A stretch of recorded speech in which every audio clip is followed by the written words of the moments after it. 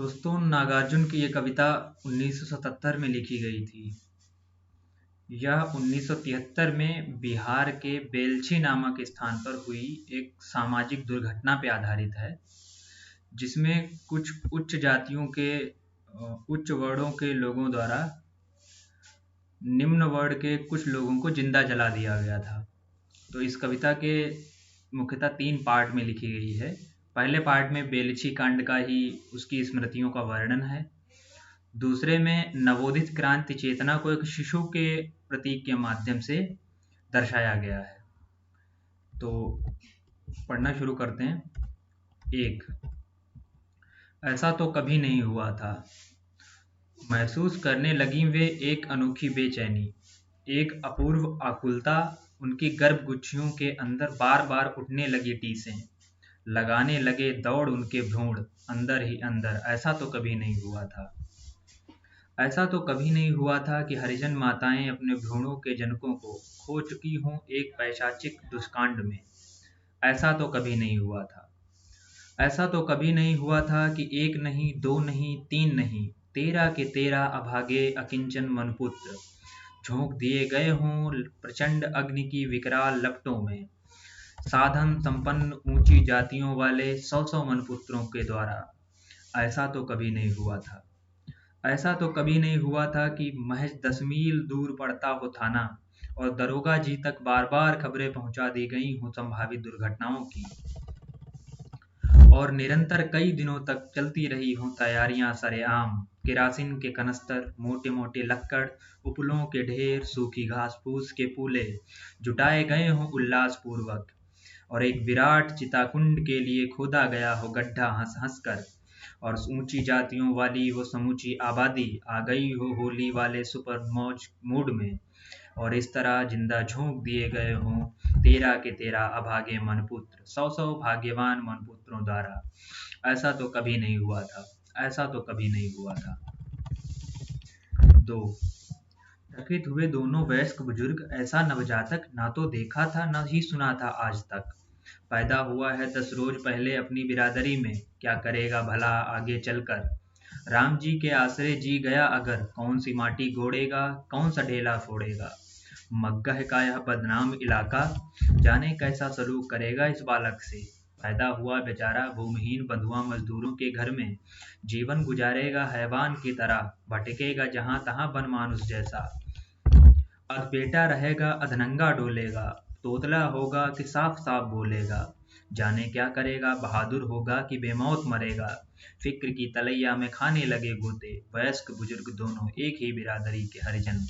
सोचने लगे बार बार, कैसे तो अनोखे हैं अभागे के हाथ पैर। राम जी ही करेंगे इसकी खैर, हम कैसे जानेंगे हम ठहरे हैवान। देखो तो कैसा मुलुर मुलुर देख रहा शैतान। सोचते रहे दोनों बार बार, हाल ही में घटित हुआ था वो विराट दुष्कांड। झोंक दिए गए थे 13 निरपराध हरिजन सुसज्जित चिता में।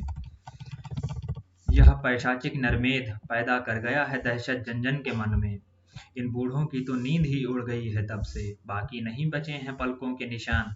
दिखते हैं दृगों के कोर ही कोर, देती है जब तक पहरा पपोटों पर सील मुहर सूखी कीचड़ की। उनमें से एक बोला दूसरे से, बच्चे की हथेलियों के निशान दिखलाएंगे गुरुजी से, वो जरूर कुछ न कुछ बतलाएंगे इनकी किस्मत के बारे में। देखो तो ससुरे के कान हैं कैसे लंबे, आंखें हैं छोटी पर कितनी तेज हैं, कि कैसी तेज रोशनी फूट रही है इनसे। सिर हिलाकर और सुर खींच कर बुद्धू ने कहा, हाँ जी खदेरन, गुरुजी ही देखेंगे इसको, बताएंगे वही इस कलुए की किस्मत के बारे में। चलो चले बुला लावें गुरु महाराज को। पास खड़ी थी 10 साला छोकरी, दद्दू के हाथों से ले लिया शिशु को, संभल कर चली गई झोपड़ी के अंदर। अगले नहीं उससे अगले रोज पधारे गुरु महाराज रैदासी कुटिया के अधेड़ संत गरीबदास। बकरी वाली गंगा जमनी दाढ़ी थी, लटक रहा था गले से अंगूठा नुमा जरा सा टुकड़ा तुलसी काठ का। कद था नाटा, सूरत थी सांवली, कपार पर बाईं तरफ घोड़े के खुर का निशान था। चेहरा था गोल मटोल, आंखें थी गुच्ची, बदन कटमस्त था। ऐसे आप अधेड़ संत गरीबदास पधारे चमर टोली में। अरे अरे भगाओ इस बालक को, होगा या भारी उत्पाती, जुलूम मिटाएंगे धरती से इसके साथी और संगाती। यह उन सबका लीडर होगा, नाम छपेगा अखबारों में, बड़े बड़े मिलने आएंगे लद लद कर मोटर कारों में। खान खोदने वाले 100 मजदूरों के बीच पलेगा, युग की आंचों में फौलादी सांचे साया वहीं डलेगा। इसे भेज दो झरिया फरिया, माँ भी शिशु के साथ रहेगी, बदला देना अपना असली नाम पता कुछ नहीं कहेगी। आज भगाओ अभी भगाओ, तुम लोगों को मोह न घेरे, होशियार इस शिशु के पीछे लगा रहे हैं गीदड़ फेरे। बड़े बड़े इन भूमिधरों को यदि इसका कुछ पता चल गया, दीनहीन छोटे लोगों को समझो फिर दुर्भाग्य चल गया। जनबल धनबल सभी जुटेगा, हथियारों की कमी न होगी, लेकिन अपने लेखे इसको हर्ष न होगा, गमी न होगी। सबके दुख में दुखी रहेगा, सबके सुख में सुख मानेगा, समझ बूझ कर ही समता का असली मुद्दा पहचानेगा। अरे देखना इसके डर से थर थर कांपेंगे हत्यारे, चोर उचक्के गुंडे डाकू सभी फिरेंगे मारे मारे। इसकी अपनी पार्टी होगी, इसका अपना ही दल होगा, अजी देखना इसके लेखे जंगल में ही मंगल होगा। श्याम सलोना यह अछूत शिष्य हम सबका उद्धार करेगा, आज यह संपूर्ण क्रांति का बेड़ा सचमुच पार करेगा। हिंसा और अहिंसा दोनों बहनें इसको प्यार करेंगी, इसके आगे आपस में वे कभी नहीं तकरार करेंगी। इतना कहकर उस बाबा ने 10-10 के 6 नोट निकाले, बस फिर उसके होठों पर थे अपनी उंगलियों के ताले। फिर तो उस बाबा की आंखें बार बार गीली हो आईं, साफ सिलेटी हृदय गगन में जाने कैसी सुधिया छाईं। नवशिशु का सिर सूंघ रहा था विवल होकर बार बार वो, सांस खींचता था रह रहकर गुमसुम सा था लगातार वो।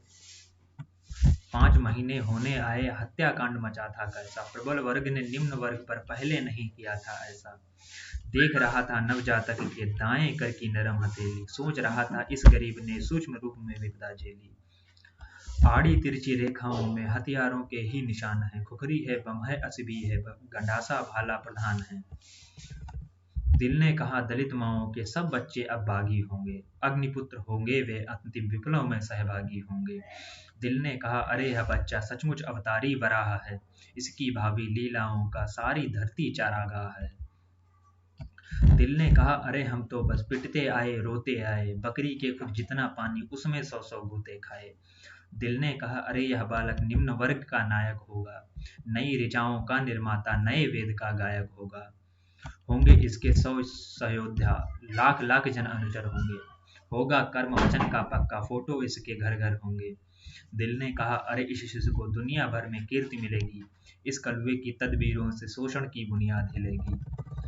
दिल ने कहा अभी जो भी शिशु इस बस्ती में पैदा होंगे, सबके सब सूरमा बनेंगे, सबके सब ही शैदा होंगे। 10 दिन वाले श्याम सलो ने शिशु मुख की यह छटा निराली। दिल ने कहा भला क्या देखें नजरें गीली पलकों वाली, थाम लिए विह्वल बाबा ने अभिनव लघु मानव के मृद पग, पाकर इनके परस जादुई भूमि अकंटक होगी लगभग। बिजली की फुर्ती से बाबा उठा वहां से बाहर आया, वह था मानो पीछे पीछे आगे थी भासुर से छाया। लौटा नहीं कुटी में बाबा, नदी किनारे निकल गया था, लेकिन इन दोनों को तो अब लगता सब कुछ नया नया था। 3 सुनते हो बोला खदेरन, बुद्धू भाई देर नहीं करनी है इसमें, चलो कहीं बच्चे को रखावें। बतला गए हैं अभी अभी गुरु महाराज, बच्चे को माँ सहित हटा देना है कहीं फौरन बुद्धू भाई। बुद्धू ने अपना माथा हिलाया खदेरन की बात पर, एक नहीं 3 बार बोला मगर एक शब्द नहीं। व्याप रही थी गंभीरता चेहरे पर, था भी तो वही उम्र में बड़ा, 70 से कम का तो भला क्या रहा होगा। तो चलो उठो फौरन उठो, शाम की गाड़ी से निकल चलेंगे, मालूम नहीं होगा किसी को, लौटने में 3-4 रोज तो लग ही जाएंगे। बुद्धू भाई तुम तो अपने घर जाओ, खाओ पियो आराम कर लो, रात में गाड़ी के अंदर जागना ही तो पड़ेगा। रास्ते के लिए थोड़ा चना चबेना जुटा लेना, मैं इत्ते में करता हूँ तैयार, समझा बुझाकर सुखिया और उसकी सास को। बुद्धू ने पूछा धरती टेक कर उठते उठते, झरिया गिरिडीह बोकारो, कहाँ रखोगे छोकरे को? वहीं ना जहाँ अपनी बिरादरी के कुली मजूर होंगे 150। 4-6 महीने बाद ही कोई काम पकड़ लेगी सुखिया भी। और फिर अपने आप से धीमी आवाज में कहने लगा बुद्धू, छोकरे की बदनसीबी तो देखो, माँ के पेट में था तभी इसका बाप भी झोंक दिया गया उसी आग में। बेचारी सुखिया जैसे तैसे पाल ही लेगी इसको, मैं तो इसे साल साल देख आया करूंगा, जब तक है चलने फिरने की ताकत चोले में। तो क्या आगे भी इस कलुए के लिए भेजते रहेंगे खर्ची गुरु महाराज? बढ़ाया बुद्धू अपने छप्पर की तरफ। नाचते रहे, लेकिन माथे के अंदर गुरु महाराज के मुंह से निकले हुए हथियारों के नाम और आकार प्रकार: खुखरी, भाला, गंडासा, बम, तलवार। तलवार, बम, गंडासा, भाला, खुखरी।